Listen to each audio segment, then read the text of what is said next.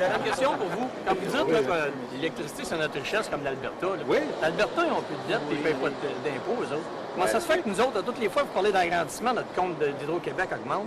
Je propose qu'à la richesse, c'est de la pauvreté, je pense. Mais c'est pas la même affaire pantoute. Je m'excuse, la comparaison n'est pas bonne, parce que si vous seriez comme moi, là, un salarié qui se fait manger la moitié de sa paye, là, puis arrive avec le compte d'hydro à tous les astiques d'année qui a une augmentation, je ne comparerais pas ça de la même manière. Je pense que j'aimerais mieux être en Alberta.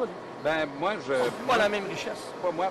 Le principe, c'est que si l'Alberta est capable d'exploiter son pétrole et de s'enrichir avec, nous autres, on peut faire la même chose. Qui s'enrichit? Les compagnies ou nous autres, les payeurs de taxes? Je vais vous donner un exemple. Je pense en 2005, avec 3 de l'exportation de son énergie, Hydro-Québec a fait 30 de ses profits.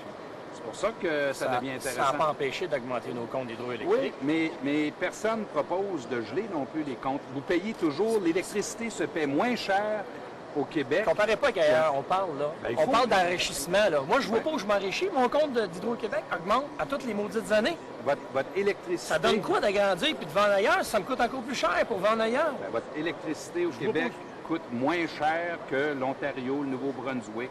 Ça coûte à peu près 60 moins cher. On ne s'enrichit pas, mais ça nous coûte moins cher. On est loin de s'enrichir.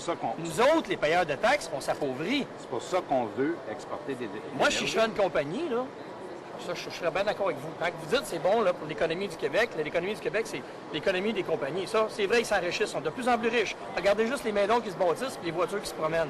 Il y en a de l'argent sur la route. Des cabanes d'1 million, 2 millions, il y en a en masse. Nous autres, on déménage, on rapetisse nos maisons parce qu'on s'appauvrit à cause du compte d'hydro, à cause des comptes de taxes scolaires qui augmentent, à cause des taxes municipales. Parce que vous des plaques, vous êtes en train de jeter l'économie de les motos, là, le marché de la moto à terre, s'ils sont plus capables de rouler tout à l'heure. Oui, en même temps... On s'enrichit, par exemple. On compare ça avec l'Alberta. Ce qu'il faut faire, c'est faire en sorte qu'on puisse baisser les impôts de manière... Comme vous avez dit à votre dernier mandat, on va baisser les impôts. On a fait 65 du chemin. On a fait 65 du chemin. J'ai perdu du pouvoir de champ maudit depuis que vous avez dit ça. Vous êtes mieux de rien dire, je pense, parce que ça me coûte trop cher. On a fait 65 du chemin depuis qu'on a été élu.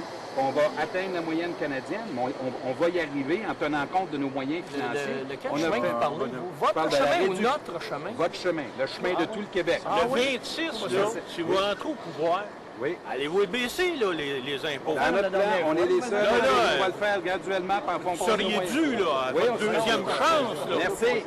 Bonne chance. Bon.